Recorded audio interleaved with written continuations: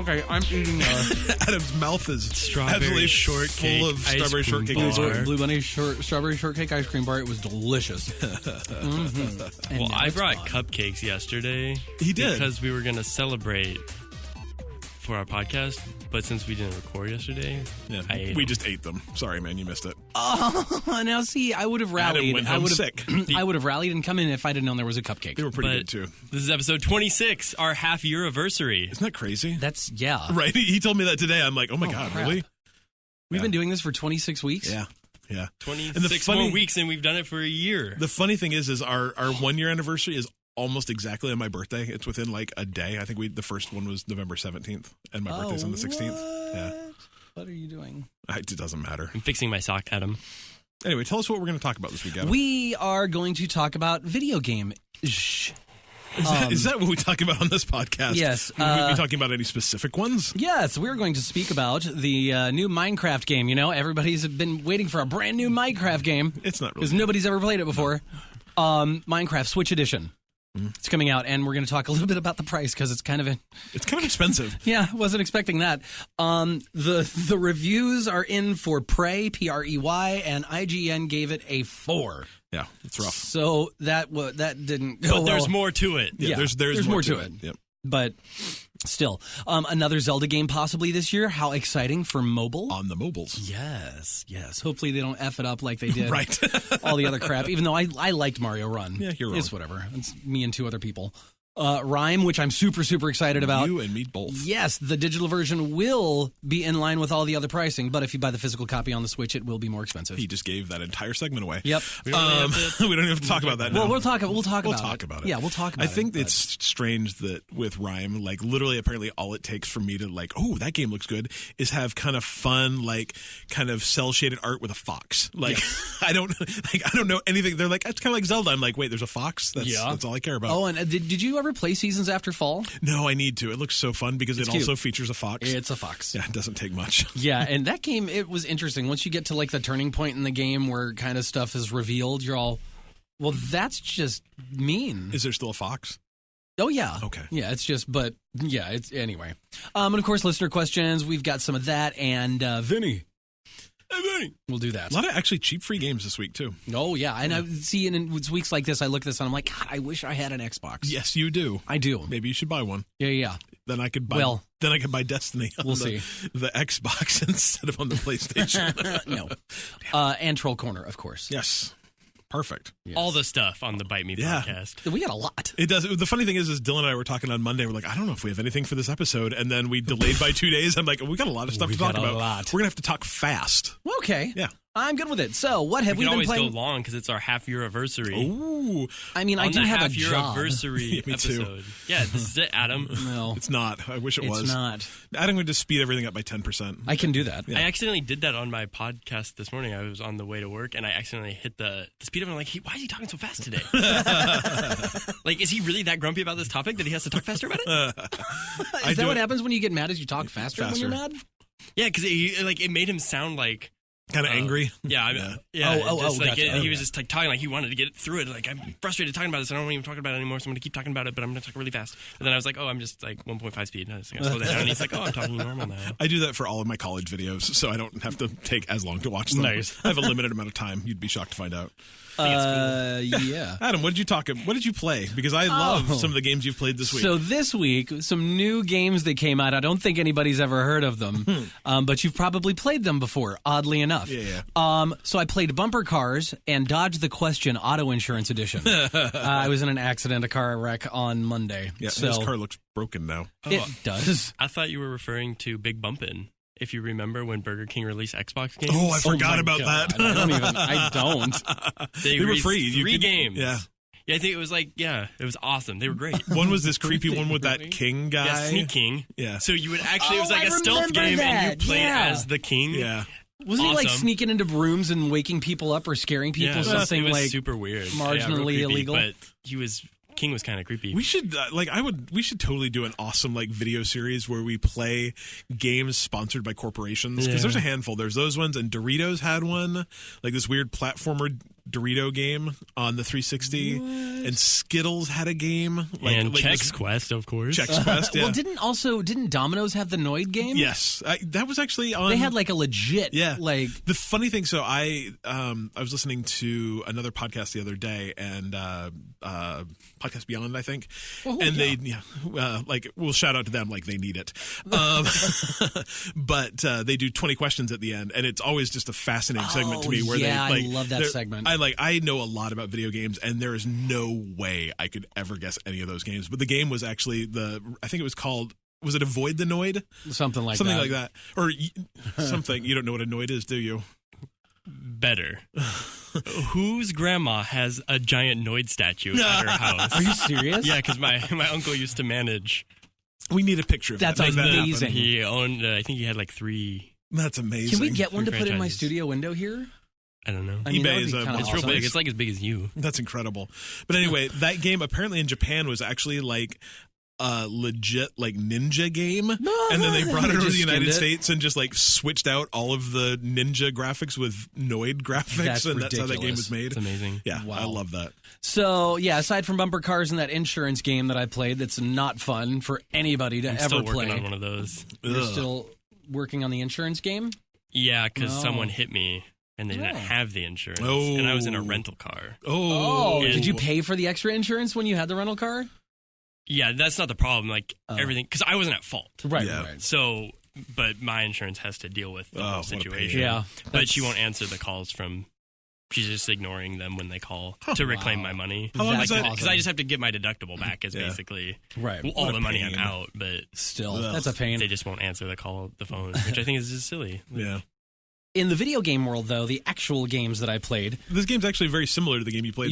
So I played Mario Kart 8. Did you buy it? Yeah, I bought it. Nice. I bought it when we were recording last week's show. Like right in the middle of it. Now, did you bump anybody when you were playing Mario Kart? Did you collide with anyone? I did. Hypocrite. That's fine. Do you wish that your in real life car had blue shells? Oh, yes. Dear God. Which power-up would you have used on them? On that guy? Yeah. I would have used the lightning bolt. Shrank him down the spot. Yeah, because evidently somebody had already hit him with the little ink thing, and he ran into a banana. So those two, we see what happens when other people hit those, they run into me. Such a good visual. I love it. I would have bullet billed him. Oh, yeah. So I'm playing Mario Kart 8, which is fun because I only played it a little bit on the Wii U when it came out. And it was so much fun. It's just fun. We really need to hook that up to one of the TVs here and have a little lunchtime. Oh, yeah. And I feel kind of bad. So we came home from dinner or something last week, and the game had showed up, and it was sitting downstairs with all my gaming stuff. And I was really full from dinner, and I was like, I'm just going to go lay down. And it was like 9:30. It wasn't very late.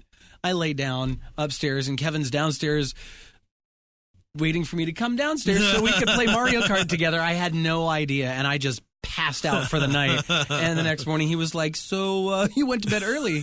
I'm like, yeah, what were you doing? Waiting for you to play Mario Kart? Come play Mario Kart? Oh. Sorry. We still haven't played it together either. But anyway, it's a lot of fun. If you've got a Switch, you should pick it up. And even if you don't have a Switch, if you're one of the people who has a Wii U and you play it and you don't have that game, even the version that came out for the Wii U is fantastic. Yeah, I love it on my Wii U. And I know we've talked about this other game before in the past, and it was my guilty pleasure game. The Hot Shots Golf Series, the one that like I lost dates over the fact that I was playing a golf game. So you booted up your my PS Vita. PS Vita. So I was flipping through the store, and I'm like, I wonder what Hot Shots Golf games are around. So I go, oh yeah, Hot Shots Golf 2 Open T, which is the one which is my video game crack. I can sit there and I can play it for hours. I played it to the point I needed to recharge my Vita. Wow. Consequently, it's midway through the day on Wednesday as we're talking right now, and Adam has not worked since Monday. It's suspicious. Did you have to put on your special he's been underwear? sick almost every day. I mean, I was here on Monday. Yeah, he went home early on Tuesday and went home early on Wednesday. And he said he was sick. Yeah, what do you do when you're sick? You play video games because I guess yes. He said he was sick.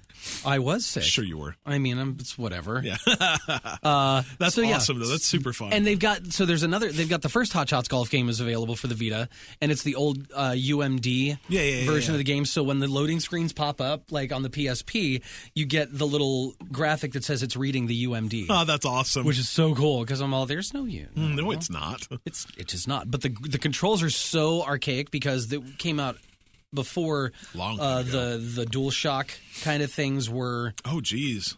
Well, I mean, they were there. Is that a PS1 game? It's a PS2 game. PS2. So, I mean, you had the DualShock, but it was so new. Like, it wasn't integrated into a lot of games, especially a golf game. Yeah. So I'm using the D-pad and the buttons to actually move things around on the screen. It's really weird, but it's like muscle memory. That's amazing. I'm just zipping around these courses, lining shots up, and just nailing them every time. That's really cool. So, I love it. But there's also a Hot Shots Golf like international league game something with like souped up graphics and blah blah blah blah blah. So I will be purchasing that. That's $15, but the original Hot Shots Golf games on the Vita are only like $3.50. Nice. So that's really cool. Like, I love it. I think it's really fun when you can find that kind of game. A buddy of mine, actually a listener and a friend of mine, Rich, hit me up this morning on our Facebook Messenger and was like, "Hey man, where's my? You've asked that question, like where's the the game you want to have that doesn't exist anymore? Like I want Earthworm Jim on the Genesis." And I'm like, "Oh yeah, that game was great." And I started like kind of digging into it, and I'm like, they up-res that and put it on the Xbox 360. That's backwards compatible. Oh, are you playing it? You can buy it. It's $250. I just found it out this morning, but I'm like, that'd be real fun. That's awesome. I like it. How about you, Dylan? Not too exciting, but I mean, playing more Overwatch is the huge. The huge. Now that Kevin's done with his main story quest line in Final Fantasy XIV, he's been playing Overwatch. Nice. So I've been watching him play the Overwatch. So you should play the Overwatch. I should. Now he plays it on the PC, I assume. Yes. Now, when you play Overwatch, do you have a tendency to yell? What? What? Are you kidding me? What are you doing? Really? Do you yell things like that? Because that's Kevin's basic vocabulary playing Overwatch. Yeah. Is that different than his vocabulary playing WoW or Final Fantasy XIV? Yes. Interesting. I'm going to do a little trash talking and say I'm good, so no. Oh, dang. No, did you just call Kevin a Hanzo main? Yeah. He's a Hanzo main. Does he play Hanzo? I don't think so. Does he main Hanzo? I don't know. He's playing competitive. I'm just teasing, but I don't find myself actually doing that in Overwatch, where I have like, because that seems like a frustration when you think like something is unfair and unbalanced. Mm-hmm. Which I've experienced in plenty of first-person shooters, that kind of feeling. But I feel Overwatch is very balanced and does a good job at rewarding players when you're not necessarily the DPS character. Gotcha. And it keeps track of, you're still getting eliminations even though they're just kind of in, yes, like you're assisting other players. You're not doing all the damage, but you are taking a part in that elimination. Gotcha. So I never feel like, well, how did I go into that battle? And I didn't do anything because usually the only scoring method is how many kills or do you have, and that's not the way Overwatch works. So I don't. Gotcha. I always thought it was really cool to finish an Overwatch game, and like if you're playing as Mercy or something, to see like, oh hey, I really contributed to this. I healed a lot of people. Shows for a lot you of how stuff. much you healed, how much of team health you percentage wise you healed, and you'll get gold medals for that, and that's cool to me. So that's why I continue to play this game, because you really know that you're succeeding in the supporting roles rather than just someone. Gotcha. So no, I don't really, but I hear it when I play with them. I actually was playing, I didn't know all of them. They were friends of friends, but we had 5 of 6 playing. And we were doing really well. And that poor one guy who has to go into the team of 5 of 6. But yeah, we were picking up ones that were decent, so that was cool. But yeah, it was a lot of fun to be able to actually have, you can do team comms a little easier than trying to reason with other people. I wish I had 4 friends. Whatever. And then played some more WWE 2K17. Nice. Getting the hang of it. I don't know why this doesn't have much of a story mode to it, in the sense that there isn't one that's not create a character. Interesting. And WWE, the games have one of the best character creators in any game. Like, do you have a wrestler that looks just like you? I don't because I can't. I hate doing that. I hate any RPG that makes me have to mold people's faces. I have no interest in doing that. That is. Could you make one that looks just like you? Yeah, you can download. No, I'm not asking. Can you do it? Would you do it? I don't want Please to. do. No, someone can do it for me. Okay. But you can download other people that people have created, I'm and going to buy this game and find wrestle as Dylan. you can find anything. That's incredible. And it will look just like them. That's way cool. I just came up with an idea. We should have a contest for our listeners. We'll post a picture of Dylan, and whoever plays this game. I think there's just one person. Well, that one person's got a really good chance at winning this contest. Then I think that would be kind of fun. Yeah. Pretty sure it's just Kevin, but that's And then just I a can thought. download that character, and then I can play a storyline with it. Anyway, that's my only gripe with this game is I just want to pick one of the characters I like from the WWE universe because that's who I want to be. I want to play as that. Like, there's characters that I grew up with, and those like were my heroes as a little kid. So like, why can't I just pick that character and play a story mode? That's so frustrating to me. So it's like I'm gonna pick this character, and I'm gonna do a cage match with this character, and I'm gonna play it, and it's fun. It's great. So I don't know why that's kind of missing. If you from play the as a game. creative character, do you is it like you start in, I don't know, like minor league wrestling? Yeah, exactly. That's exactly how it is. That's But kind of cool, though. I can't- like that idea. It is great, but I don't want to, and I not your don't jam? also want the most generic looking character ever. Like, so I'm like at this point, I was like, do I He could really? look just like you. Am I going to have to spend 3 hours and create a character to? Because if I'm going to create a character, I want it to be something that I want to be. I So would don't- say he could look just like you, but with Andre the Giant's hair. Do it. Okay, That could be fun. Yeah, I I'll like see it. what I come up with. I But love that's how I feel. It's good stuff, man. I like it. I like it. Is this first game you're playing? Is that like you in real life? I know, right? I kind of actually, yeah. So this week was kind of weird for me. I didn't play a lot. I was telling some friends earlier, like, it's like the most first world of first world problems, but like almost every day, every morning and every night where I go to sit down and play games, I'm like, all right, I've got all these games that I've got a couple games that I need to beat because I'm doing reviews for them. I've got a couple games that I've already started that I kind of want to finish, but I've also got all these new games that I really want to play, and it was just like almost too overwhelming to choose which one I'd play. So a couple times I'm like, let's go read a book. Like, books are cool too. Like, it was just like, I couldn't quite get over the hump of like, I don't know which of these 20 games that I have queued up that I actually want to play. So I didn't play a ton, but one game I did play is a game called Dad Quest. It's an early access game. And it's incredible. It feels very early access.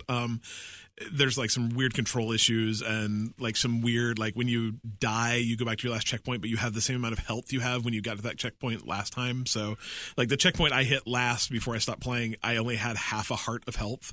And so I'm like, I'm not going to make it any further than I did last time. But like those little quibbles aside, the idea of it is you are just a dad and you're in this weird laboratory where I can't exactly say what they're trying to do, but they hook you up with a kid, and you like carry him around like a football pretty much. And you actually use your kid to attack the bad guys with. So you have like a melee attack and you're fighting like giant pigeons. So you'll like walk through this room and just like wail on these pigeons with your kid. Or you I can thought actually you were like literally throwing your child at these. Or you can actually no. like chuck your kid across the room and hit these pigeons. But then you have like this force thing where you can like kind of and like pull the kid back to you so you can throw him again. It's wacky and it's stupid. But it's only like $8 on Steam. It's probably totally worth it. Is that just really satisfying though? I like my kid, but I mean, like part of it is like your kid actually upgrades. Like I upgraded my kid from a baby to a toddler, and it's just silly and stupid. But it's also like the jokes are really funny and like a lot of dad jokes. A lot of kind of dad joke kind of. I mean, it's punny. Yeah. It's weird that you fight these pigeon things and then these other like kind of rolly things, but the pigeons are huge too. Like if your character is like an adult human, the pigeons are like, I don't know, 4.5 feet tall. It's weird and it's real fun. So I think I posted a video of that to our YouTube. You might want to go check it out because it's weird. I only played maybe 20, 25 minutes before I was like, nah, maybe I'll wait for this to be a little less early access before I really devote a lot of time to it. But it was fun. Then I played some more Black Mesa. I'm just working my way through. new Half-Life.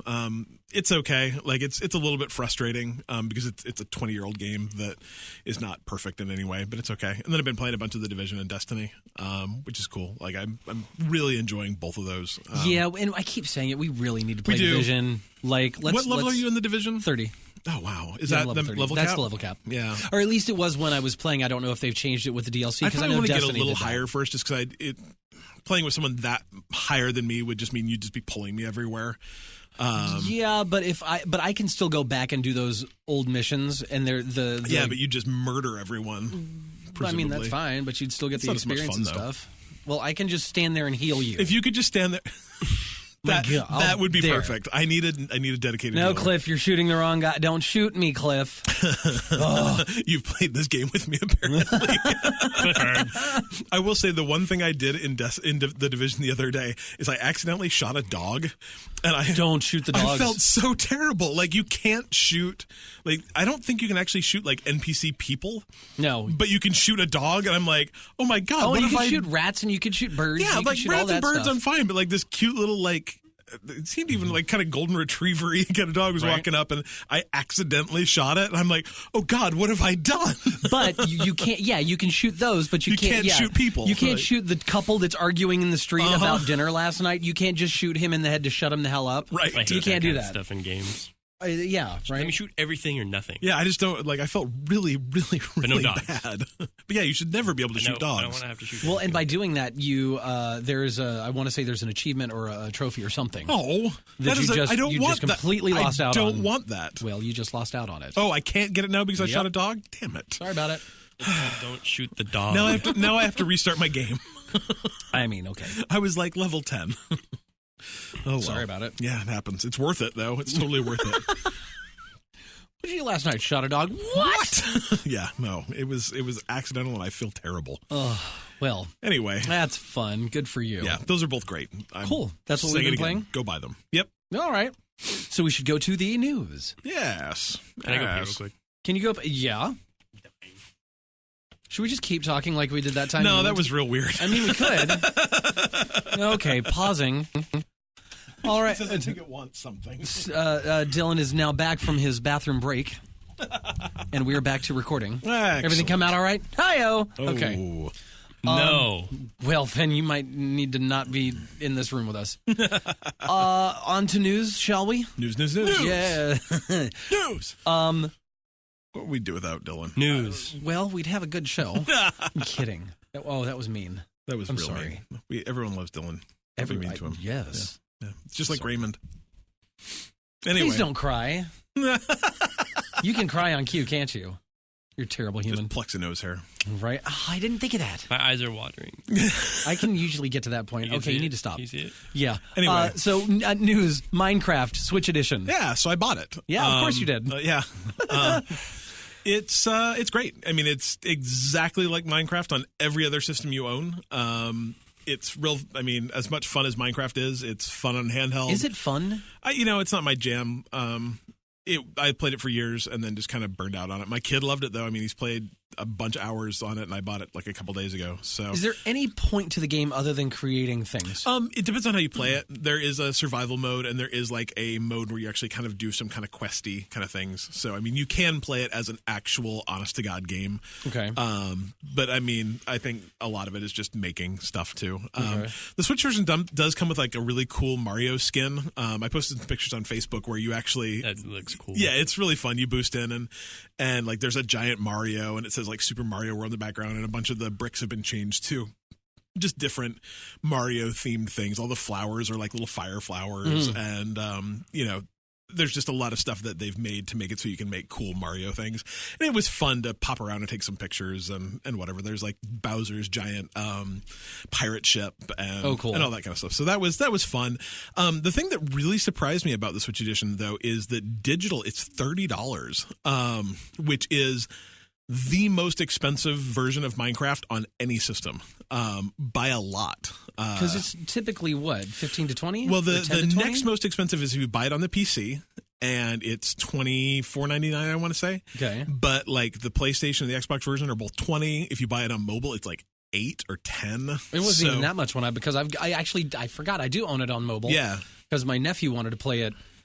And I looked it was and like $7. Yeah, that's what I was going to say, like 7 or 8. And I think if you buy it on an iPad, because I think, well, maybe they're not separate, but yeah, it's significantly cheaper. And they're really all kind of the same game. I think they share the same code base. So I don't understand why it was $30 on the Switch, except maybe that you get this fun Mario skin, but I would have not had that Mario, thing and paid $10 left for it.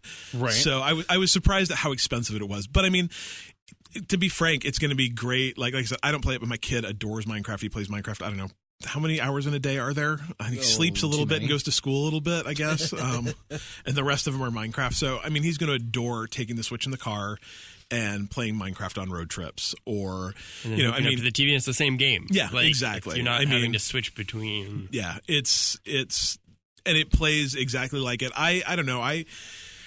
Nintendo games, because their button layouts are a little bit different than every other game I play. Like I found myself like doing some kind of weird, like I'd go to jump and I'd break things, and I'd go to like open a door and I'd break it, and it just it was a little bit different. But I watched him playing it last night, and he just picked it up like a fish to water, perhaps.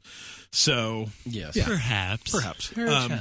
So I mean, I think if you like Minecraft, it's a great place to pick it up. I've actually heard a lot of reviews say that like it is probably the best incarnation of Minecraft, just because it's portable, or you can play it on your TV. And if you play it on your TV, like docked, you actually get like, it plays better. You get a further out draw distance and that kind of stuff. But it's really pretty. Dylan's got hella great hair right now. Speaking of pretty, there's a reason Dylan was wearing a hat previous to now. Pretty much. Yeah, I think I've kind of been curious about it because, like I said, I do own it on mobile, but it seems like too much of a game for me to really be able to enjoy on a 5-inch screen or a 4.5-inch screen or whatever it is. I don't want to say that Minecraft is like a kid's game, because that's not right. But I think that audience is so like tied to Minecraft right now that there's better games. There's even better games that kind of play like Minecraft. Right. Unless really what you want is something super creative that you can go build. Like you can build amazing contraptions. They actually have like effectively something that acts as almost like a programming language in it. You can do all these cool things with like this redstone stuff that acts as like electricity. So you can make amazing things in Minecraft if you want to put the time into it. I don't.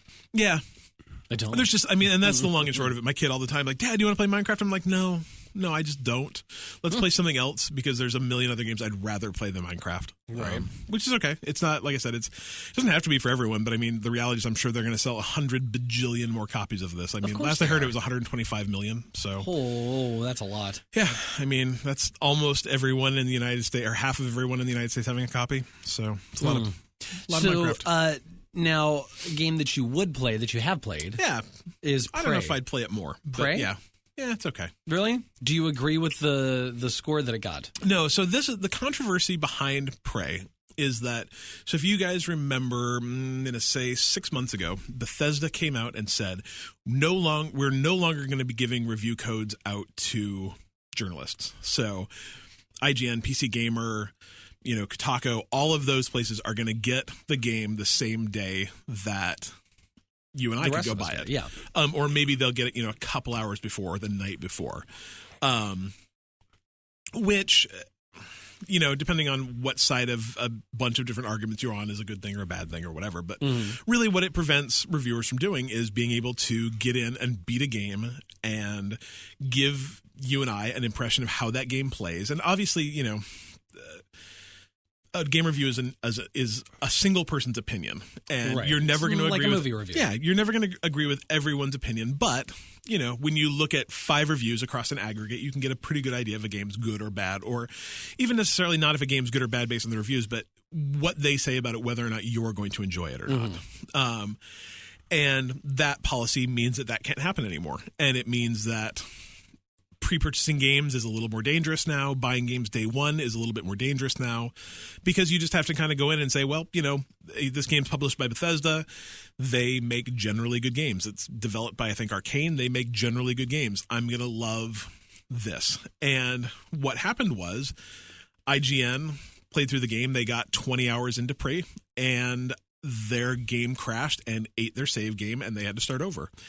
And so because this happened days after the game was released, they're trying as hard as they can to get a review out. And I mean, another thing to realize is that game journalists work for companies that, their job is to make money. I mean, I think we all pretty much work for a company whose job is to make money. And so every day that goes past a game launch date, game reviews become less relevant. So, a game review that comes out day 2 is less relevant than a game review that comes out day 3 and day 5 and day 7, just because less people are going to be interested in that review because they've either already bought the game or aren't interested in that game. Right. And so they made the decision to say, this game's good, but it's got game-breaking bugs. Like, literally, you could get 20 hours in this game and have your game explode and die, and you might have to start all the way over. And, there's a patch coming out that's going to fix this, probably, but we don't have that patch yet.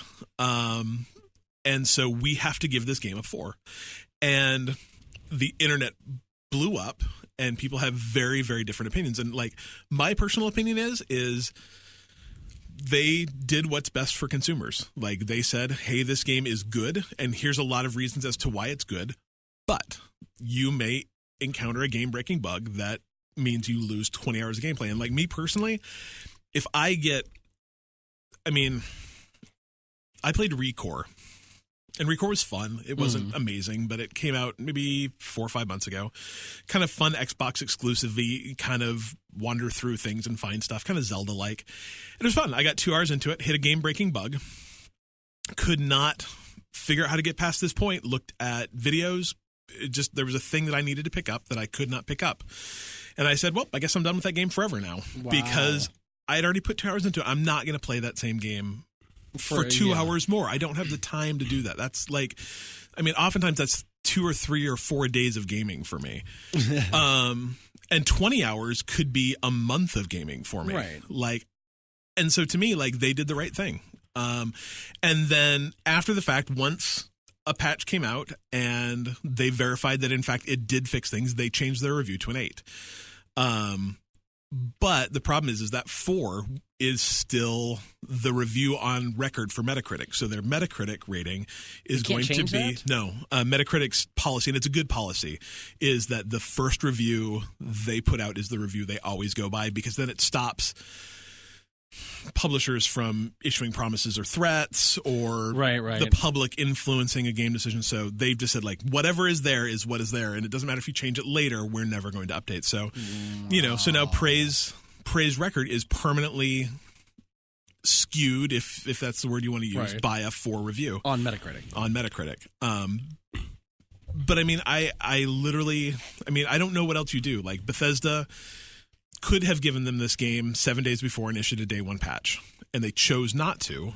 So true, yeah. Does a bug make a game bad, though? That's what my question was going to be. Like, just because I played Hitman Absolution. This is the only game, Hitman Absolution, on the Xbox 360. This is the only game I've ever encountered anything like that on. Got to almost to the end, and I lost all my save data. But I'd never say that was a worse game because of it. I'm not going to play through it again because I sank all that time into it. But I guess the question is would you, if you knew that that might happen, and let's say this is 75% of the way through a game, would you recommend it to a friend? Would you say, oh, you should totally get this game, oh, by the way? I would say I loved it. Like, this is a great game, but my save data disappeared. And that's exactly what they did. But that's not a 4. Yeah, like, so a do you 4 think that is a terrible score to give on a game that they would have given an 8 if it just didn't have a bug. Well, but is there a difference between a bug, which is like, the thing is like Fallout had bugs. Skyrim had bugs. Like, there's a big difference between, like, oh, hey, sometimes some quest lines are kind of janky and you might not be able to finish a side quest, to I lost 20 hours of work. Like, if you were editing a video. Right. So Dylan, I actually would say the opposite. More bugs that make random gameplay at any sporadic moment less enjoyable than one game-breaking bug that I would lose all my data. I would actually rate it the opposite way. See, and I look at that as, like, work I've put into something. Like, if I'd spent 20 hours doing something for my job and I lost 20 hours worth of work, like, holy shit, that's heartbreaking. Like, that's happened to me before. Yeah, you lose stuff. Like, to me, there's a big difference between, like, oh, hey, things kind of don't work a little bit, to, like, oh, I just lost something I dedicated. Like I said, like, 20 hours of gameplay for me is a month. So my issue with it would be, in this day and age of day 1 patches, You know stuff gets fixed. You know that games that come out these days are not perfect from the get-go, aside from things like, like Switch games. Even those aren't perfect. Yeah. But, I mean, like games that have no real kind of updatey things or whatever. I don't know how to say. Anyway, Yeah, no, I agree. In this day and age, everything that comes out, you always expect a day one patch to fix stuff. You always expect there to be something. So, and I think the thing is if this had a day one patch, that would have been fixed. But it wasn't a day one patch. Right, but still, it's like... How long do you wait for that patch? 3 days, 5 days, 8 days? Like, as a business, how long do you wait to hold your review for that patch when you're essentially losing money every day? But that's the thing. I wouldn't have held my review. I would have reviewed it I wouldn't have given it a 4. Well, how do you know what the end is? Like, I mean, they lost their play, so they weren't able to play the last 5 hours of that game.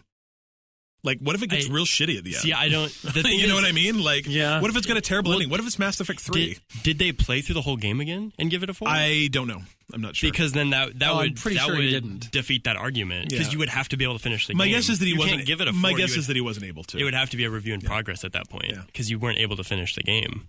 My guess is that he wasn't able to finish it. It's like if I'm going to do a movie review and I put a VHS tape in and it gets caught and I can't finish watching it, how do I review it? Yeah, but I guess that's the thing is if you can't review a game, like if you can't review a game because of a game-breaking bug, doesn't that affect your score of the game? Like if you literally cannot complete your game? I don't think so. Don't you think you would have at least given them a chance? I don't know programming well enough to know how that happened. Because if it's seriously a flip of a switch that they can go and fix it, like to me that doesn't merit a bad review. But I mean, but still, don't you think in everybody's best interest, even if you are this big company, you've got to make your money, you've got to get the reviews out. I get it. Don't you think it still would have been okay for the reviewer to say, "I hit this bug, it ruined the game.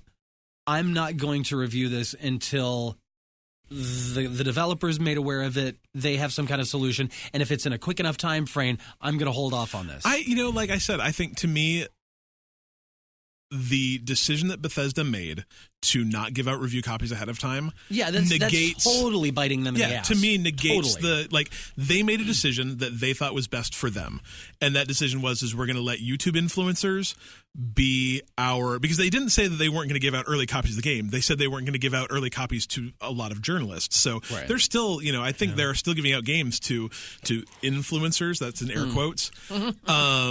AKA reviewers. Yeah, and letting them do their reviews for them. They chose to not give it to written print publications or major review publications, and they have reasons. I mean, I think Bethesda is the one that keeps getting bitten by Kotaku with leaks, and so I get that they have reasons, but they made a decision to. Yeah, I mean, you're totally right. It's fair to do this, and so that decision came back and bit them. I have a really hard time feeling sorry for them. Yeah, true. I mean, I can see both sides of this. And that's why this is such a delicious argument, is because there's two totally. I mean, and a delicious argument. Yeah, I've read arguments on both sides, and I tend to fall on one side of it. But I mean, I totally understand the other side. Like at this point, I'm not arguing with you guys.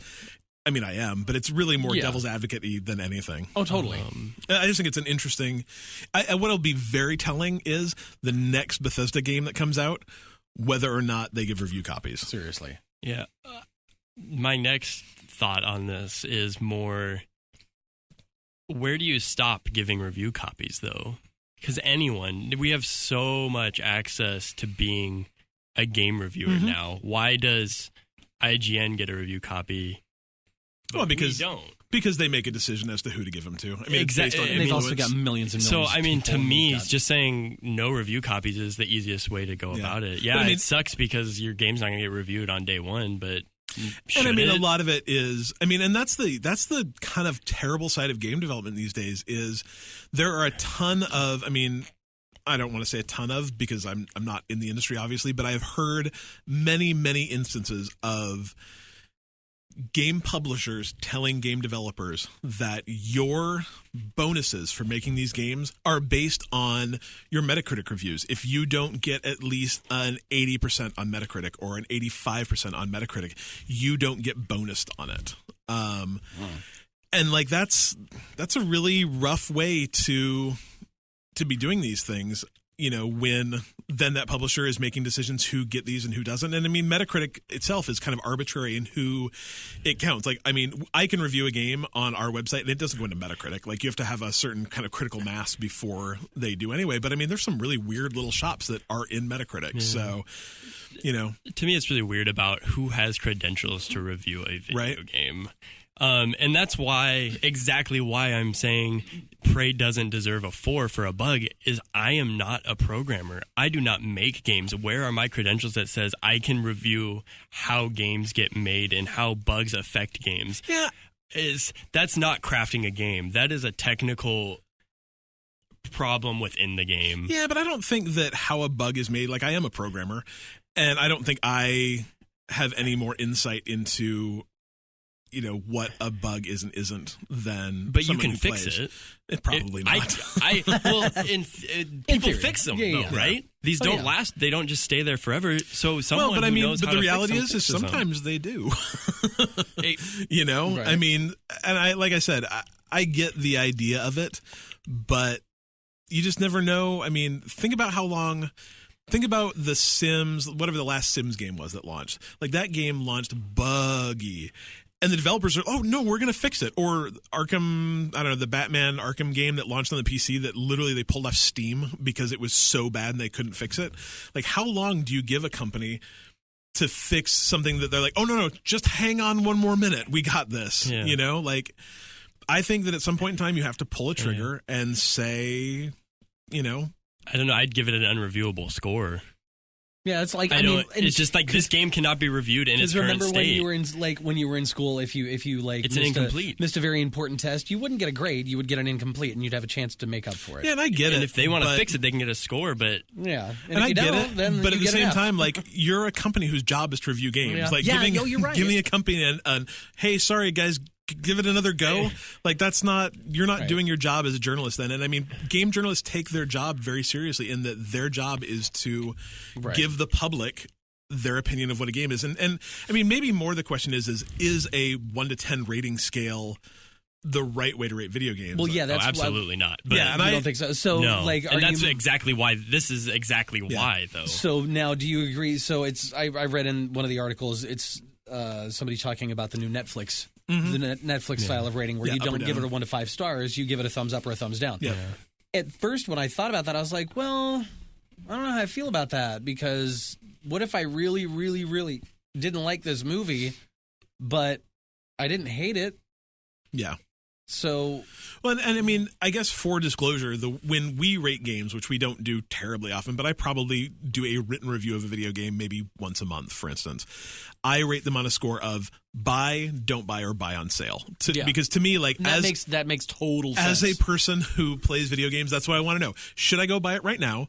Or should I wait for that game to hit a Steam sale and, like, hey, pick it up for 30% off? Or don't spend the 99 cents on the bargain bin price of it. Yeah, and to me, like, that maybe that's not granular enough, but for the reviews we do, it seems to make sense. Makes sense. No, to me, that's way more insightful to me than any 1 to 10 scale. Because, one, games rarely even drop below a 5. Like, you never see a 4 unless it's a bug, apparently. Well, and the reason I think is more these days is because there's so many games coming out that no one reviews garbage games anymore. Like, back in, like, PC Gamer 20 years ago, they reviewed every single game that came out because there was only 5. But I mean, like, PC Gamer now, they do a weekly feature where they pull 5 games that you may not have noticed that got released on Steam this week. That's, That's funny. So, I think that's the difference too, is like, why would you review garbage games when you don't have to? So I think everything gets reviewed is in that, like, 6.5 to 9.5 range, just because why would you review crap? Seriously. So, and I guess, to kind of finish this out, Prey, and this is the Xbox version of it. Let's see what the PC version of it has. Yeah, PC version has an 83 with users saying it's about a 7.9, and the Xbox version, which I've heard is actually not as good, has a 79 with a user score of 7.4. So I mean, there's the reviews are pretty on tap with what it is. I mean, I guess on the alternate half, the Detroit Free Press gave that game a 10. So, and I have heard that it is not even close to a 10. So, and Detroit Free Press. Yeah, the hour I played was not a 10. It was like, if I was going to rate that game, maybe a 7, you know, and I've only played an hour of it, but I thought combat was kind of crappy, and you know, the story's great and the location's great, but the combat's garbage. Gotcha. So he's trying to say something there? No? Okay. I don't know. It's an arbitrary scale. Yeah, the moral of the story is, if you're a developer and you want to receive a 10, send a copy to the Detroit Free Press. Exactly. That's the moral of the when story. I lived there, that was a real good newspaper. I don't know. Well, yeah. I'm going to argue with that now. All right, moving on. More Nintendo news. Weird, right? Right. Is there a new Zelda game coming this year? That's what they say. They say they're going to Super Zelda Run. Yeah, because it's coming to mobile. So, and is it because of the success of Pokemon Go, or what? My understanding is that Nintendo, I think that's part of it. Right. But I think they just kind of realized that the reason that the Wii U did not sell as many copies as the Wii did was because their game, the people they market their games to, got just cannibalized by mobile games. Yeah. You know, people that play casual video games on a phone. Mm-hmm. And I think they were very smart in that they released the Switch, which is perfect for casual gamers that want to take their games places. Mm-hmm. I think it's been successful. But I think that they also realize that they got to get in that phone market.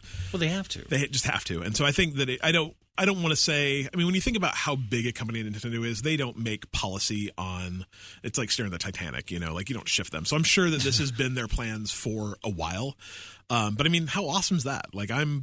I would love to have a Link to the Past style game on there, as long as I don't have to use, I don't know. That's the thing. You'd end up having to use touchscreen controls for something like that, and it's just not.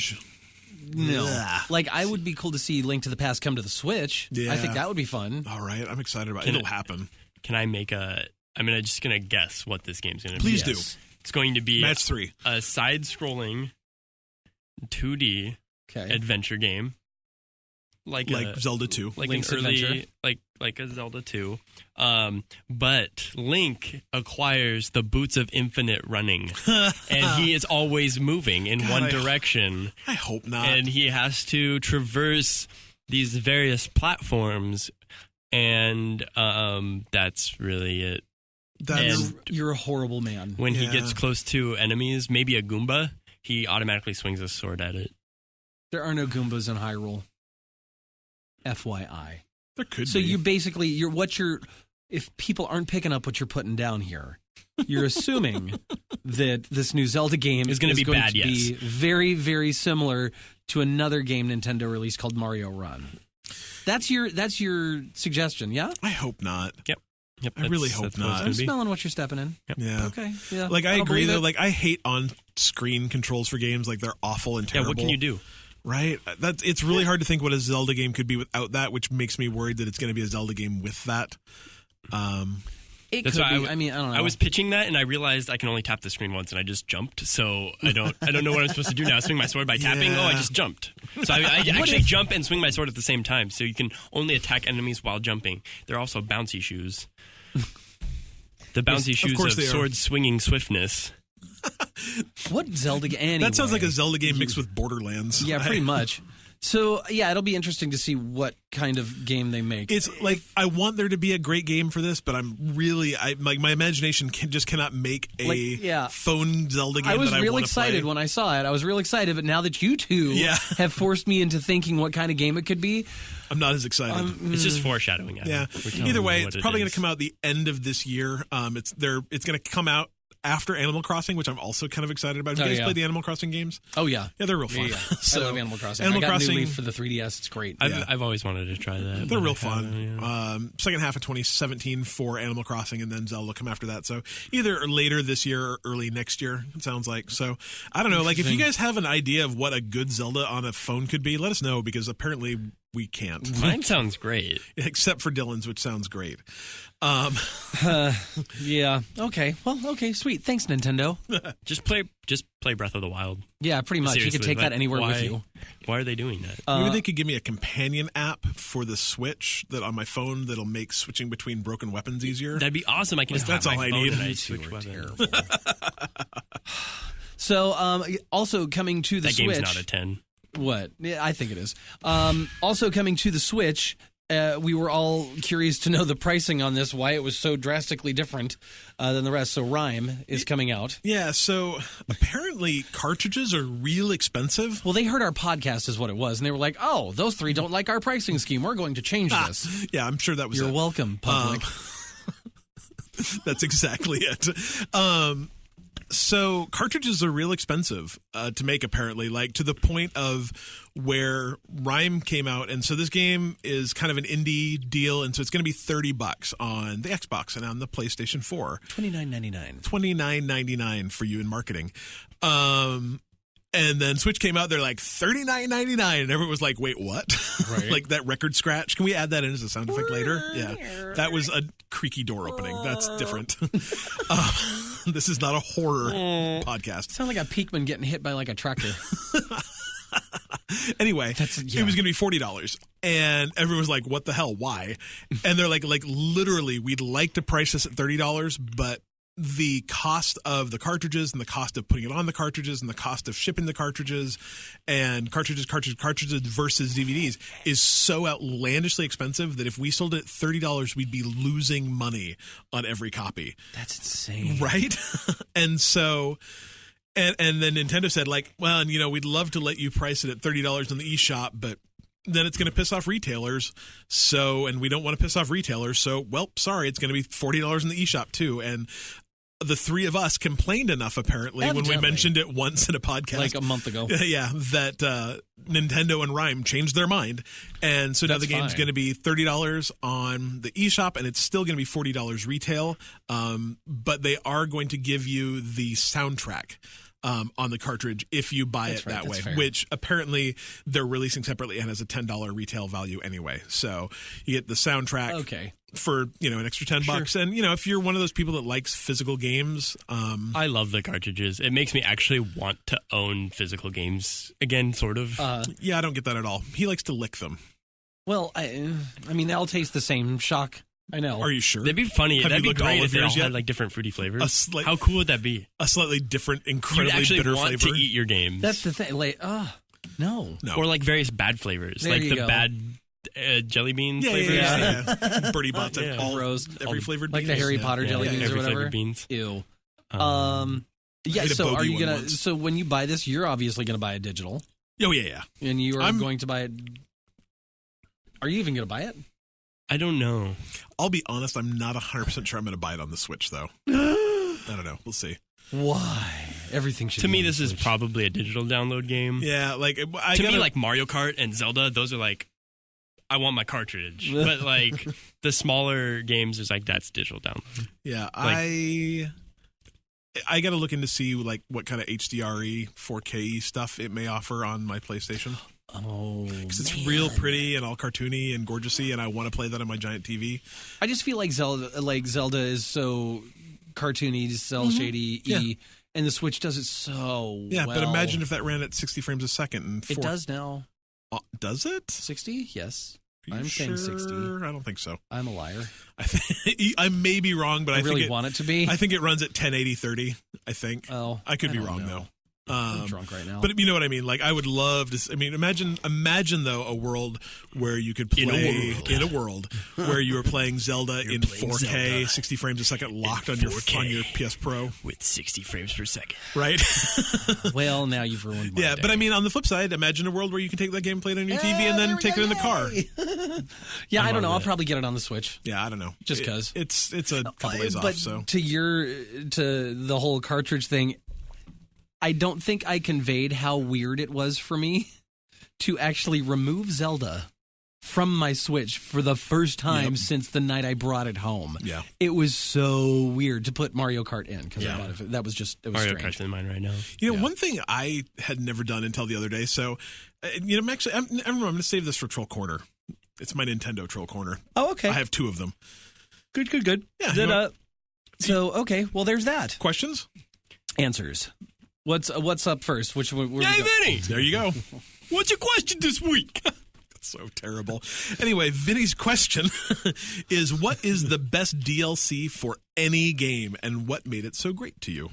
And my immediate answer was, I don't think I ever buy DLC, so...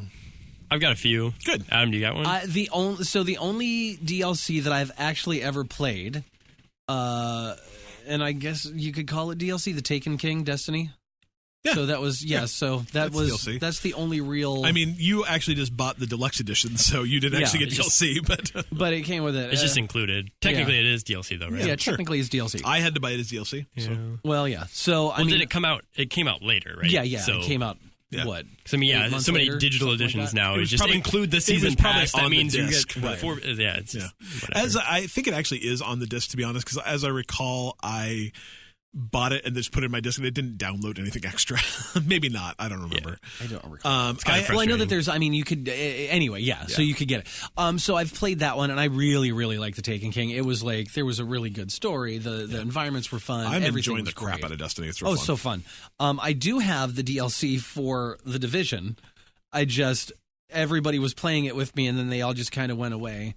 Give me. And, we'll get there. Adam. I've never really gone. Do you wake up real early on Saturdays? 'Cause that's when I play the Division. Well, it depends on what the night prior Sure, that's fair. involved. That's fair. So I actually have bought a ton of map packs. Have you guys ever played the Trials games? They're like these weird motorcycle racing games. No. I've been They're curious to so try fun. that. Oh my god, they're outlandishly fun. I don't care at all about racing or motorcycles, but they're amazing. I totally forgot. I've got the DLC for The Last of Us. Oh yeah. And it's amazing. Yeah. I forgot. How could I? Okay, yeah. So there, I changed my score, a la IGN. Too late. Metacritic does not accept your new score. Yeah. So I totally forgot about that. It was so There you good. go. It's so good. Yeah.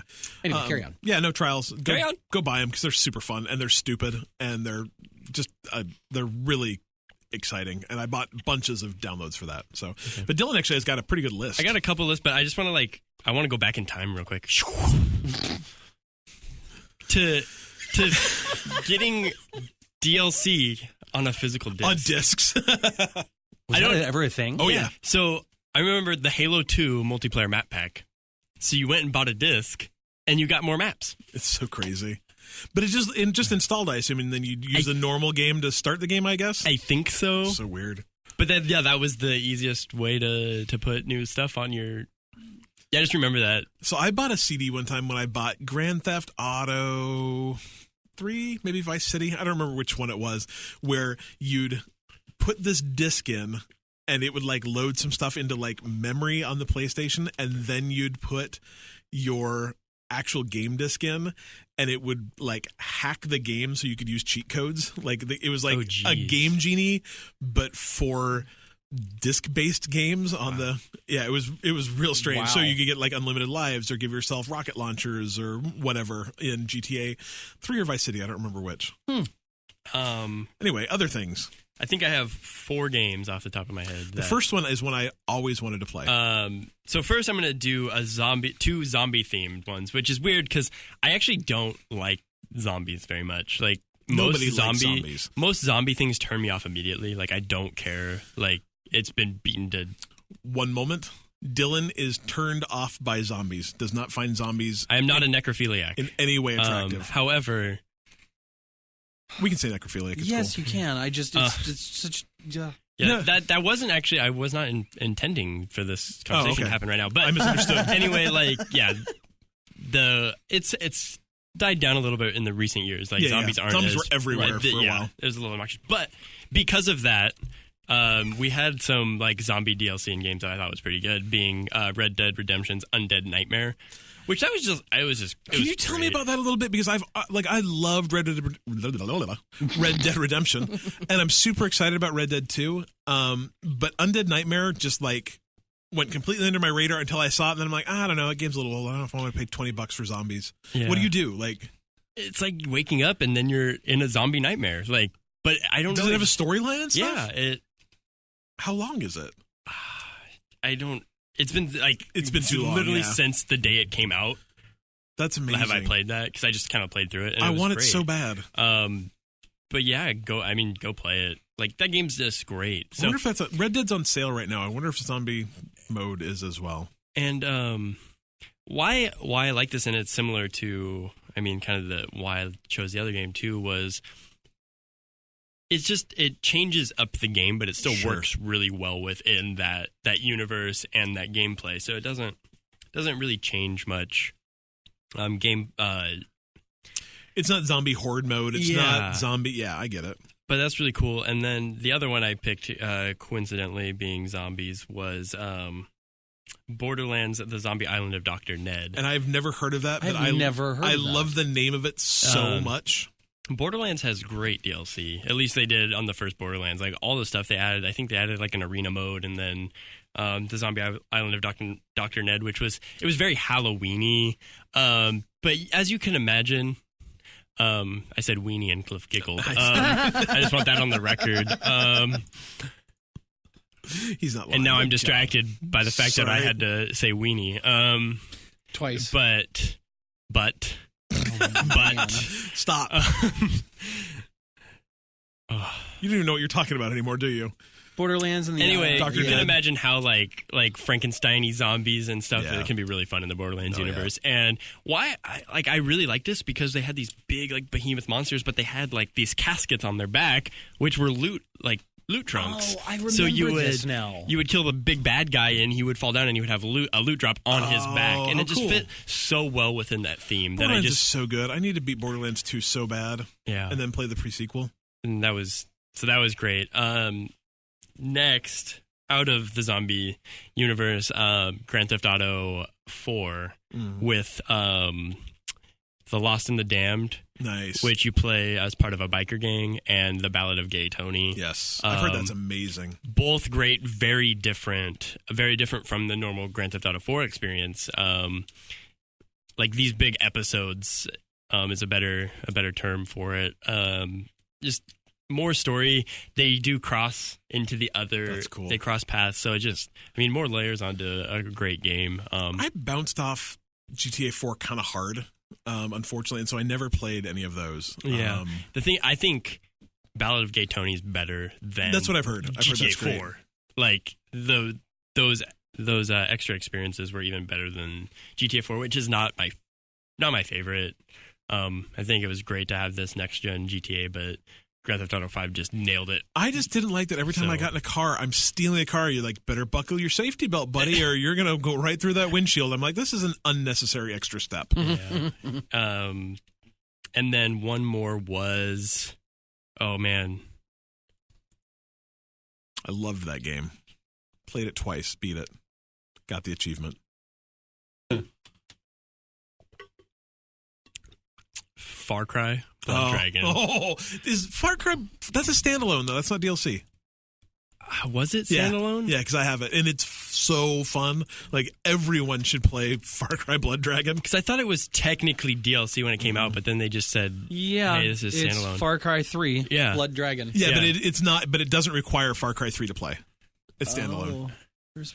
It still counts. It doesn't. It is a standalone expansion to the 2012 video game Far Cry 3. It's so fun. It's like the broiest bro, like. Oh wait, that's the 80s thing. Yeah. I think like, I actually own that. What Chuck Norris like in a Jean-Claude Van Damme. Yeah, like it's exactly like that. It's so fun. It was actually free. Like I'm gonna say 3 or 4 months ago on Xbox Games with Gold. It's real fun.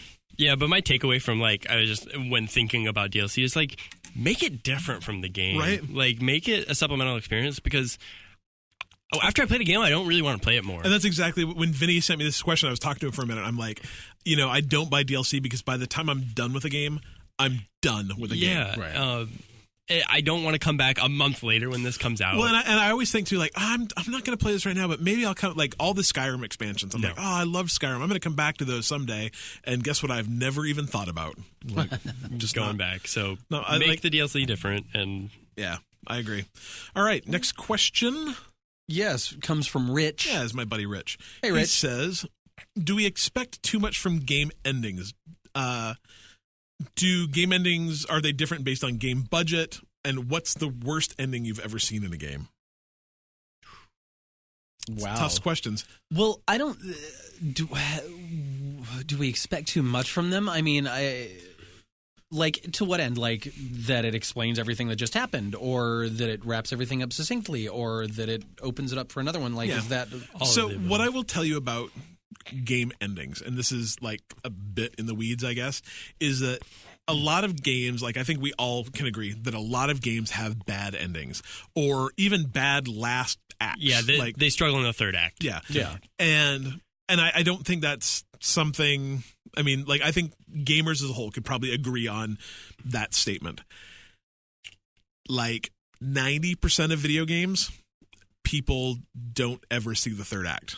And it's because people play, the first 5 hours or the first 10 hours, the first 20 hours, and like that game's great, and then get distracted by something new and shiny. Well, and we talked about this because there was a game I played not too long ago, and I was like, I really, really like that game. However, I didn't like the last third hour and a half of it. Yep. And it's because game developers are like, okay, so the best, the most polished, the thing that we spend the most resources on is the first third of a game. And it's just pure economics. It's if you've got as anything you do, you have a limited amount of time, you have a limited amount of budget, you have a limited amount of people, and you have to apply those in the most logical ways. And so the way you do it is you stack the front, and then if the back just doesn't quite get as good, it's okay, because only 20% of people are even going to see that. And unfortunately, they often tend to be the 20% your like biggest fans, the people that really like your games, and they're going to bitch. But it doesn't really matter, because that 80 other percent is just talking about how great the first third of your game that they played and then never picked up again was. And so Gosh, I'm trying to remember the game that I played. Yeah, I don't remember. Firewatch. Oh, yeah. Yeah. Really? I don't know. You said you didn't like the end of it. Totally. Oh, yeah. We disagreed with you, but that's okay. Yeah. So I mean, I don't want to say we expect too much from game endings, and it's really sad when you get to the end of a game and go like, oh, that's it? Oh, bummer. But like, I think that there's also a reality to that. And I mean, I think there's also a reality to like sometimes, playing a blockbuster AAA game, if you're looking for a good ending, is not the way to go. I think a lot of these, if you want a game that has a pretty good story all the way through, play a game that's 3 hours long. True. They have the time to really nail all of those different portions. Even though it's funny that I had my issue with Firewatch, it's only 2.5 hour game. Whatever. Right. And you kind of just summed up what I was going to say, but I was just going to think about this in context to movies. Yeah. It is very, very hard to write a good movie. 100%. I don't know. It looks easy. And every waiter in LA has done it. Exactly. But it's hard. That joke made me laugh. Sorry, man. It's very personal to me. I have friends. Yeah, right. But anyway, to make a huge game, imagine writing a huge game, and you have no idea how quickly each player experiences that. Well, how do you wrap that up in one little ending? And think about, like, you write a TV show. It's 23 minutes long, or maybe 47 minutes long based on, what it is. Or you write a movie. It's an hour and a half long, 2 hours long, 2.5 hours long. But they're sequential. Like, people move from, you come into a movie, it goes from point A to point B, and there's some stuff in the middle, but you control that entire thing. And people still make terrible, terrible movies. Mm-hmm. And now think about a video game. Think about a video game that player may skip all your cutscenes. That player may never talk to an NPC. That player may, just want to spend all their time driving the horse around, and still might beat the game, you have no idea how a person is going to play a game. And so, like, the fact that some games aren't good is not shocking in any way when you think about just the tens of thousands of lines of dialogue and, locations and characters and, and that doesn't even talk about combat and all those things. Like, it's hard to make a video game. Like, you play a bad video game, you're like, oh, they just didn't try hard enough. You look at Mass Effect Andromeda, I guarantee you every single person that worked on that game wanted that game to be great. And, things happen. It's hard to make video games. It's real hard.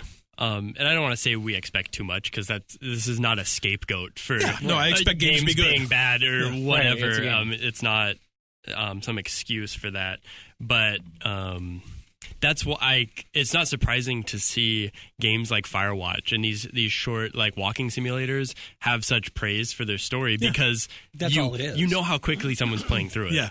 So it's very easy to compared to a larger game to just give you a short succinct story and wrap it up at the end and put a bow on it. And Firewatch had a very, just the funny thing about that game is that game's interesting in that you feel the entire game like you're making choices. And it literally does not matter what you choose in that game. You get the same game. Like, there's different dialogue, but essentially they wrote, 3 or 4 sets of dialogue, and that's the game. But the game still progresses from A to B, regardless of what you choose. Like, there's no way to make that ending different. That's what makes me upset. Yeah, it is what it is. Well, now, worst ending I've seen. Yes. Mario. Which one? You go through all that work and you just find the princess? Yeah, I don't disagree. What's that? Where's the payoff? Get the princess. Stop that. I'm going to go ahead and guess that there's quite a good payoff for Mario. Let's think about it. This dude's a plumber. Seriously, he just landed a princess. Yeah. The ending may not have been good for you, but Mario had ended up okay for him. Great for Mario. At least for a while until Mario 2. Wait, you go home and fix her plumbing? Like what? Basically. Badoom-ching. Anyway, I just played Bad Dudes with my brother when he was out here visiting. Have you guys ever played Bad Dudes? Dude, bros. It's actually not. I don't think that's actually the name of the game either, but we may as well call it Bad Dudes. And that game ends This isn't Broforce. No. This is literally like the old NES Bad Dudes game. Sounds dope. Literally ends with you rescuing effectively President Reagan and him thanks guys, because that's when it was set. It was set in the 80s. Yeah. That's actually a better question. Rescuing President Reagan. He's like, all right, guys, let's go get a burger. That is literally how that game ends. And I don't know if that's bad or not, but it was and I knew that, I've beaten that game before, but it was a burger, you say. Probably the most anticlimactic game I beat was Skyrim. Skyrim has this amazing story that you don't even know it ends. Yeah, literally. I played 120, 130 hours of Skyrim, and then I just got kind of burned out and life got in the way and whatever, and I'm like, I'm just going to put this away and I'll come back to it. And I came back to it, I'm going to say 3 months later. I'm like, I should beat Skyrim. I can't be that far from the end. And it had already been ended. Pretty much. I got in the game and I killed this last dragon and they're like, huzzah! I'm like, and now what? They're like, I don't know, you can keep wandering around if you want. I'm like, New Game Plus? Yeah, there's no credits. There's no, nothing happens. They're like, no. I'm like, but I just saved the land from this giant dragon. He was real big. They're like, oh, hey, thanks, man. That's cool. Wow. It was very, very, very anticlimactic. So gotcha. It wasn't bad. Just you could have played it for another 50 hours. There's a bunch of quests that just auto-generate. So it was real strange. Nice. Yeah. How about you? I haven't finished that many games in my life, so I can't really comment. He suffers from the third act fatigue. Yeah, I'm the guy who's like, that game was great. How far did you get? Well, about 3 hours. 3 hours in. Yeah, it's fair. Yeah, no, I won't say they're bad endings, but the endings to Hot Sauce Golf or just Inside and Little Nightmares, they weren't bad endings. They were just effing weird. What happened? You just don't know. That's the thing. You have zero idea. Yeah, I think what happened. I think the ending from Inside, I'll be honest, actually happened about 2 hours after I finished the game. When I finished processing it in my head, that's when the game ended. Yeah, pretty much. The game's still going in my head. Right? Yeah, we talk about it enough. It's because we keep thinking about it. Right. Can I throw out a movie with a bad ending? Yeah. Oh gosh, did you want to go down this rabbit hole? Cabin in the Woods. I haven't seen it. That was a bad ending? Oh yeah, I thought so. When the credits rolled, I laughed because I was so uncomfortable. The point. No, uncomfortable laugh. I'm like, who let anyone make this movie? That's how strongly I felt about it. I'm not even going Anyway, moving on. Not even going. I loved it. Loved it. Next question. Kevin S. Let me try that again. Kevin S. Is there a game or a series you would like to see make a comeback? He would like to ask that question because he really wants a new Road Rash game. is that a motorcycle game? Kinda. Yeah, I remember Road Rash. Is that the one that you sat on the motorcycles in the arcade? No. Oh. You are these. The funny thing is that's what I was talking to him about this game too, and I'm like, that game was awesome. I don't really remember why though. You're a biker and you hit other bikers. I think you can play it multiplayer. And when you got thrown off your bike, you just this awesome ragdoll physics. I remember it being so fun. Apparently, my brother chimed in. Apparently, we owned it on the Genesis, and I just I remember enjoying the crap out of that game, but I don't remember why. So I'm 100% behind it. Let's get a new one. Yeah, that's fine for you, I guess. I don't know it, so I don't know. That's all right. I would like to see. This just popped into my head, so I had to look up, make sure there wasn't one that I'd missed. Burnout. Yeah. Did you ever play the Burnout games? Yeah. I love those games. I still got Burnout Paradise for my PS3. That was the first game actually I played on my PS3, and it is one of my favorite, if not my favorite, auto racing kind of thing. I don't remember which of those I've played. One of them went free on 360 backwards compatibility. I'm going to say apparently it was Burnout Paradise. Yeah, it was I just looked Paradise. it up. And that game is so fun. It's like Grand Theft Auto without the plot. I absolutely, or just with driving, I only played it for, same thing. I'm going to be I love that game, and I played it for 3 hours. But, oh my God, those 3 hours were so fun. Yeah, funny thing for Burnout is, I think it was Burnout Revenge. I don't know what the first Burnout was. I don't know how many of these the series was. The first one was just Burnout. Yeah. And it was 2001. Okay, so Burnout Revenge, which I believe was on the Xbox, or at least I played it on the Xbox, but I only ever played it on its demo disc. Oh, really? But this is the game I put the most hours into a demo disc, because I could just keep playing that fun segment and just wrecking my car. That was my so favorite much fun. thing. It was just fun, and I literally was playing a demo disc. Wow. So you want to hear something really funny? So the company that made that's Criterion. They made all the Burnout games, and last year they made Star Wars Battlefront, the X-Wing VR mission, and this year they're the studio that's building Battlefront 2. Awesome. Wow. Right? So insane. Something tells me that Battlefront 2 is going to sell better than Burnout did, so you might be I know, but I would really like a Burnout game. Please, thank I can you. get behind that. I'm not sure what I'd want. There's so many games that I'd like either a new version of it or a better new version of it. I'm not sure what I'd pick. Just because I've played so many games, it's hard to narrow it down to one that I'd like. So I'm gonna skip. I'd like a better Final Fantasy game. Could I have that? Are you bouncing then? You're gonna bounce it over to me? I'm gonna bounce it over to you. Perfect, because I have two games, and the first one is called Bouncers. I've never heard of this game. No idea. So this is a Sega CD game. Oh, what? Where you played on a... Could you pause for a second? Did you own a Sega CD? No, my neighbors had one. Okay. Wow.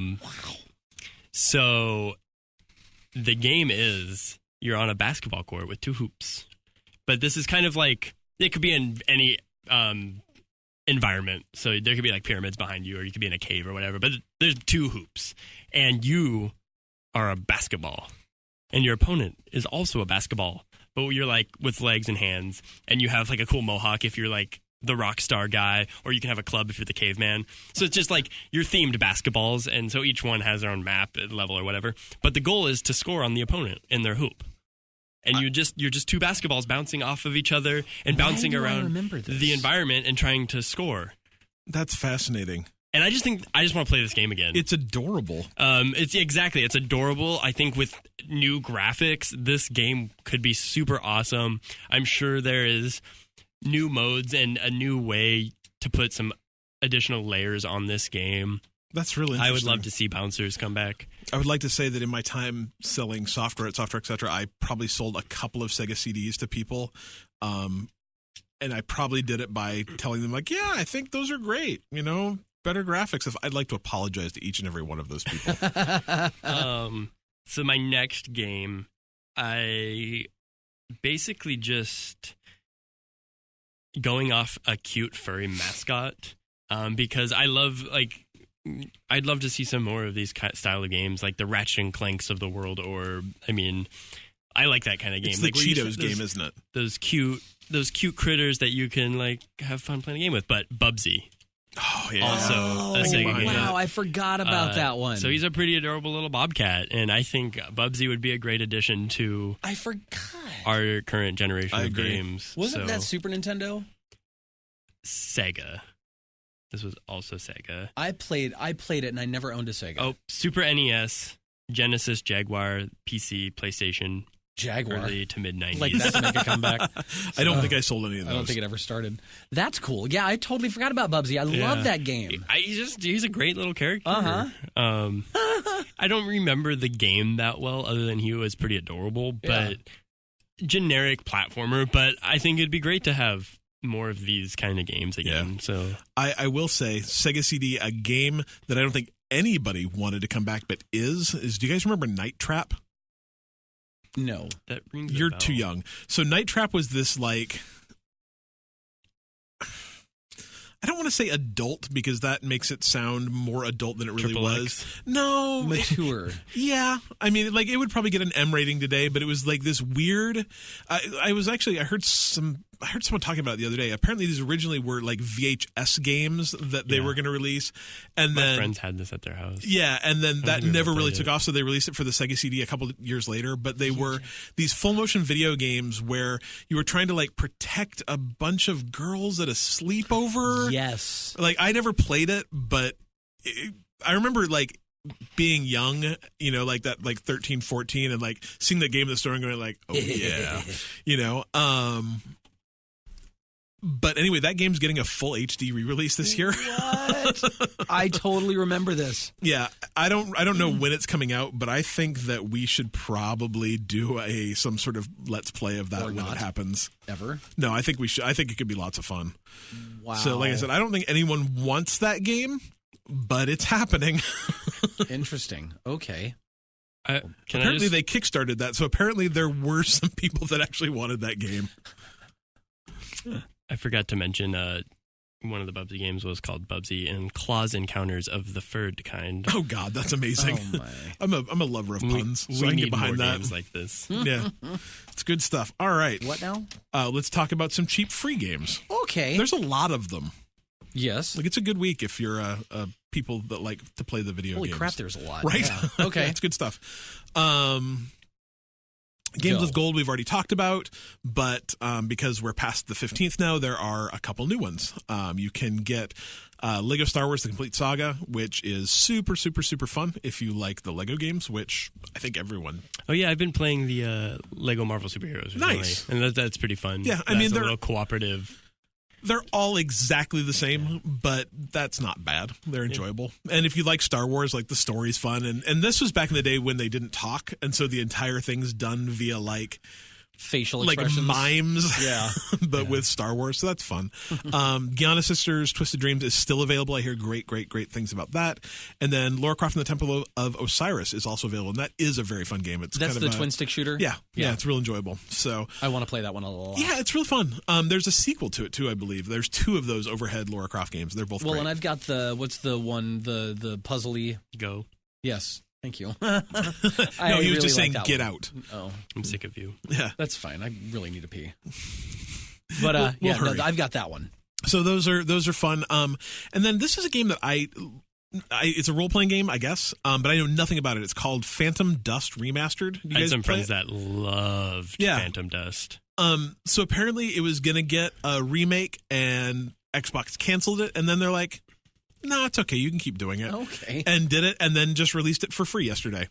Wow. Okay. Apparently, it's got some like monetization, microtransaction stuff, but apparently you can play the entire game without needing to spend a penny, and it's just free. You can just go download it. And I think there was actually like an extras pack for it that was free at the same time. So if you want an older RPG that looked cool, kind of JRPG-ish. Yeah, I think just go try it because it's very different than I think probably anything you've ever played. It was originally a 360 game, I guess. I think Xbox. Oh, original Xbox, yeah. I think. Yeah, it was one of those games that I kept meaning like all week to go like watch a video of, and I just haven't. Yeah. So I don't remember a lot. I had 2 friends Was it original that Xbox? played it a lot.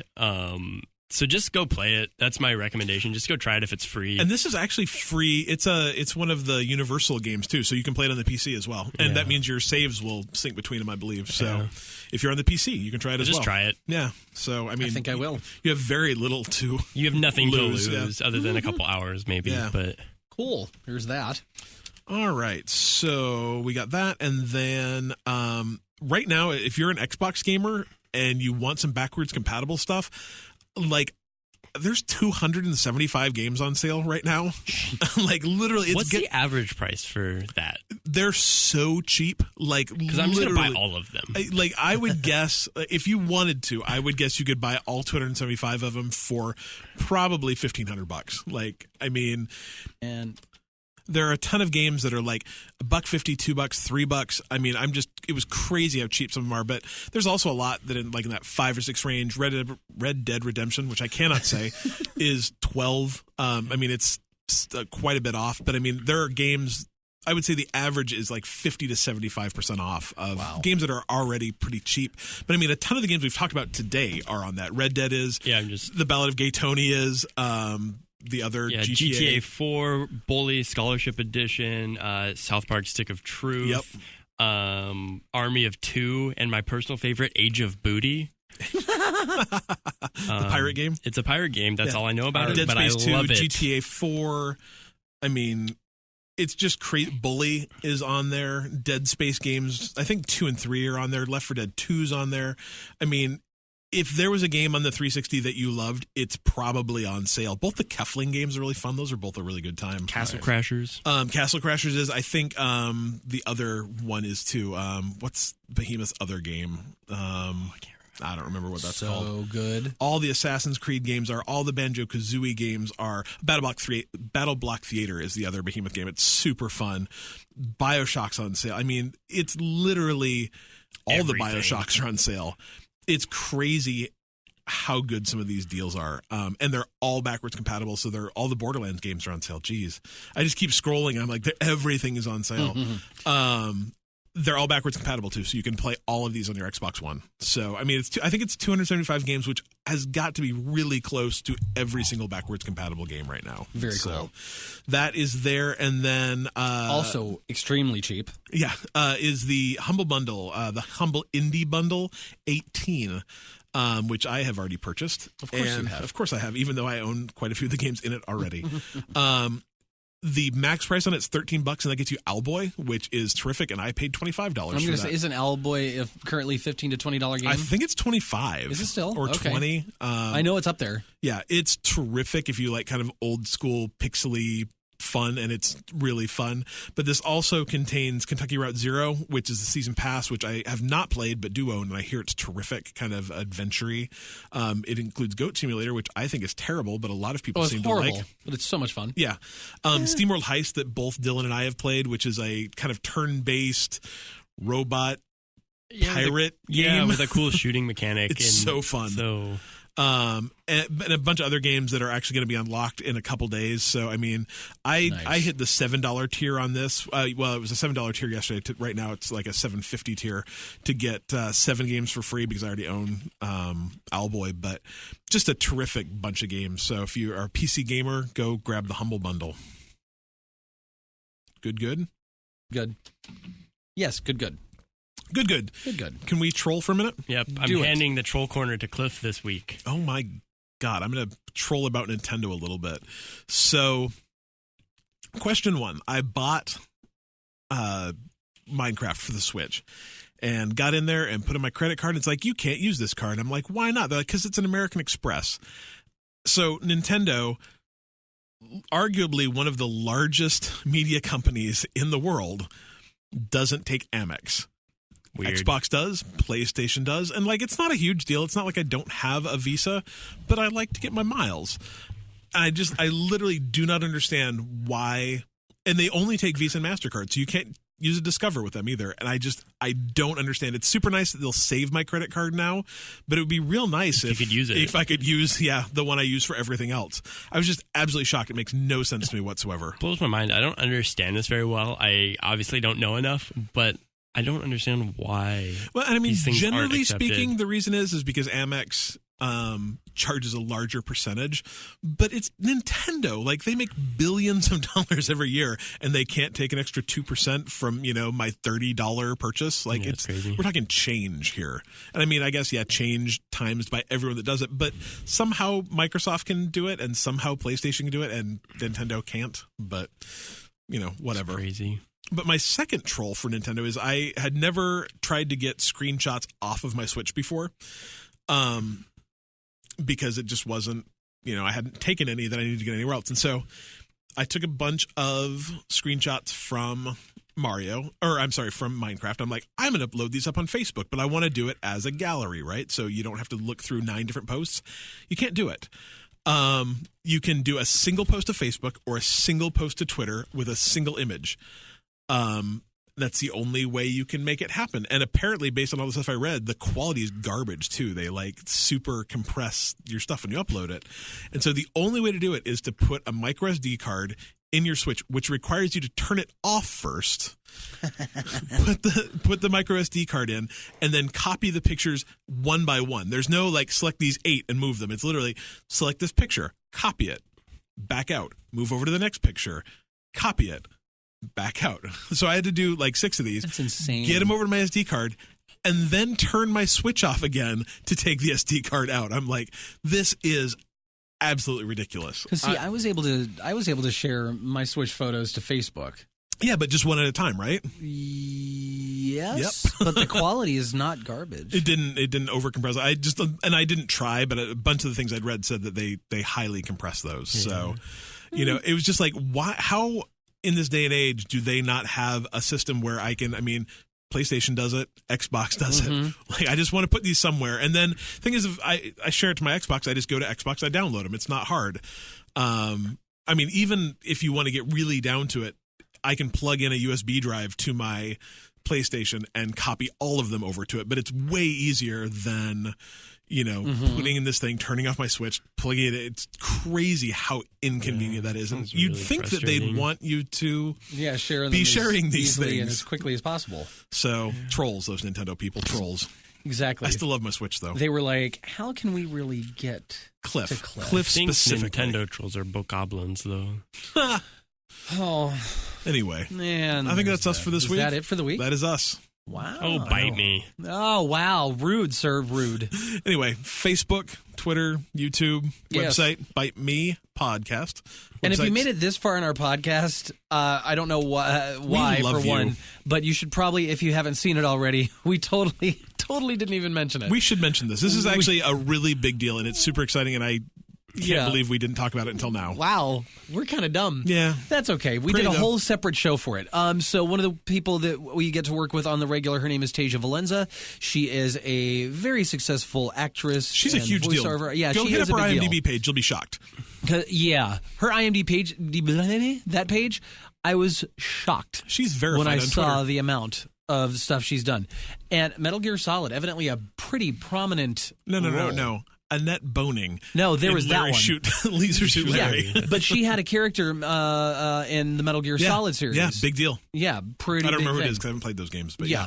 But she's also the voice of Poison Ivy. Yeah, just a little thing like being the voice of Poison Ivy in all the Arkham games and in both the Injustice games. And also that or one. Maybe just the second one. Oh. No, both of them. All she's Poison Ivy in this current generation. I didn't know if Poison Ivy was in the first one. And whatever that MMO kind of thing was online. The DC Universe Online. Oh, sure. It was the. Yeah, I know which one you're talking about, though. Yeah. Yeah. Actually, whatever that one was. She was also on All My Children, if that's your thing. Infinite Crisis? Oh, I don't know. Anyway, big deal. Yeah. Anyway, yeah. And Adam knows her. Yes, I do. Because Adam knows people. And we got to talk to her. We've got a separate podcast up just with her and I chit-chatting about voicing and games and stuff. It's really fun. interesting. It's not super long, like 17, 18 minutes, and it's really worth listening to just to kind of get the perspective of someone who works in this industry and comes at it from a different perspective than you or I or probably most people listening to the podcast kind of come at it. It's very interesting. So check that out. And follow her. All the stuff on the Bite Me podcast. Yeah, yes. It's good. Follow us on the socials. Thank you.